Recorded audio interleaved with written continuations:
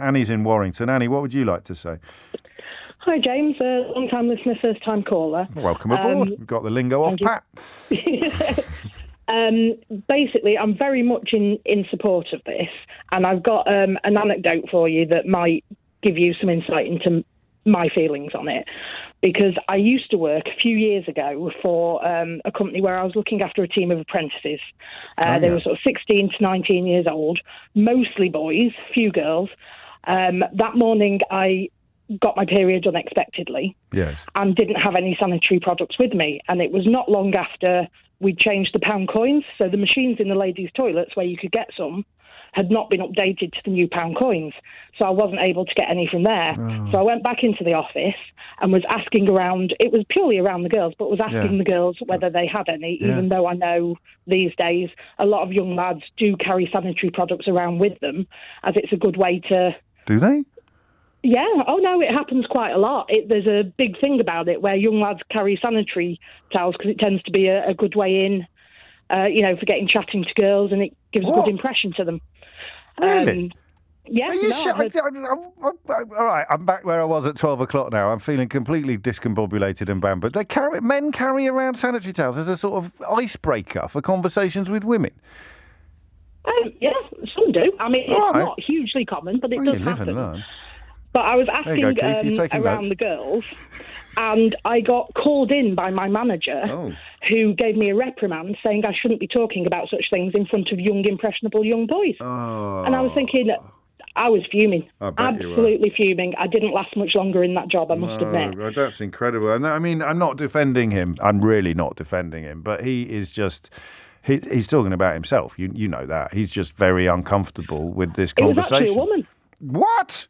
It was a woman, yeah. It was my manager. I don't know that I've ever been surprised twice in the course of a conversation as much as I've been surprised by you, Annie, and on one call. It was a woman? Yep. What was her problem then? You knew her, I don't. Well, she said it was inappropriate and, would make the young lads feel uncomfortable. Well, I spoke to them afterwards about it, and not one of them said they felt uncomfortable about it at all. No, of course they didn't. Did you have beef with this woman before this occasion occurred? I mean, could that be it? I mean, could it be that she was just looking for reasons to give you a hard time rather than being particularly perturbed by the prospect of you having these conversations in the workplace? Well, we hadn't got on brilliantly because we had different opinions about certain things, but it wasn't. That was when it started to go properly downhill after that, because I thought she was being completely unreasonable. That's an absolute shocker, which I think means I know what you're going to say. What do we think then about this appointment of a fella to this job? I think it's a great thing, because if you can get boys talking about it as well, then, it makes it something that isn't stigmatised anymore. Because my argument to her at the time was, well, if I'd got a cold and had a very runny nose, would you be offended if I started asking around the office if anyone had any tissues? And what did she say? Glared at me and told me to get out. I had a boss like that once. 12:40 to Annie, thank you. And I guess that's it. If what you're trying to do is encourage conversation and destigmatise menstruation, then, oh man, I'm worried that I'm mansplaining. I'm so glad that almost all the callers have been women this hour, but I am a little bit perturbed by I assumed the manager was a man because of the discomfort surrounding menstruation. I don't think there was any casual sexism going on there.